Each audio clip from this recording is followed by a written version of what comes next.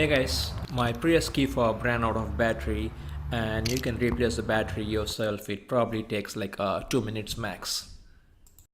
So you remove the valet key, and if you look at the top of the key fob, there is a tiny notch.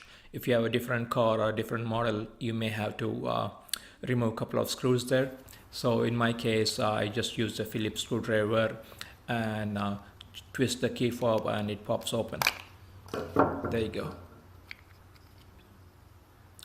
Here is the chip, and if you reverse it you can see the battery.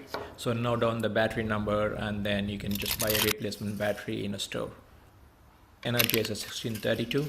So once you have the battery, you just remove the old one and put the new one back in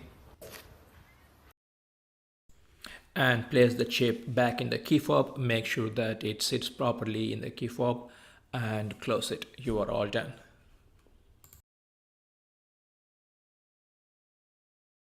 I hope this video helps you and saves you a few bucks. Thanks for watching.